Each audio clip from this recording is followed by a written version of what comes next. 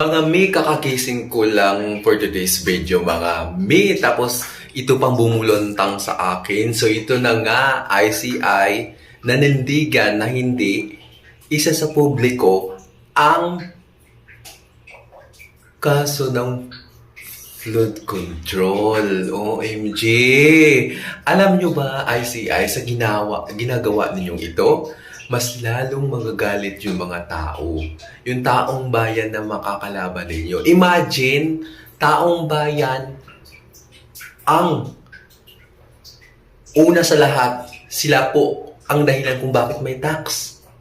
Sila po ang karapat-dapat na makaalam kung ano na ba ang takbo, di ba? Ang tagal-tagal na dyan, ang tagal-tagal na yung flood control na ano na yan, OMG, di ba wala pa rin nakukulong? Tapos ngayon nakakagigil, di ba? Nakakagigil sobra, imagine.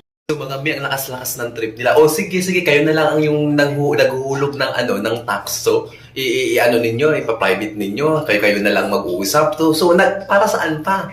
Para saan pa? Para magkanda kayo ng under investigation for flood control. Kayo na lang din naman nagkakaalam. Kayo na lang dyan. Di ba? Laro na lang kayo, no? Tago-taguan, nakatago na kayo. Magbilang ng 10. Ganun na lang gagawin ninyo. Di ba? Kasi wala naman ka talagang makukulong eh. Di ba? For sure, mayroon kayong pinapanig...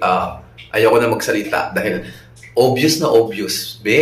Mga taong bayan na makakalaban ninyo sa pinaggagawa ninyo, ICI. Can you imagine? Kayo na lang yung makakaalam. So, dapat malaman ng taong bayan yan. Kung saan na yung perang ng kaba ng bayan. OMG, nakaka-high blood.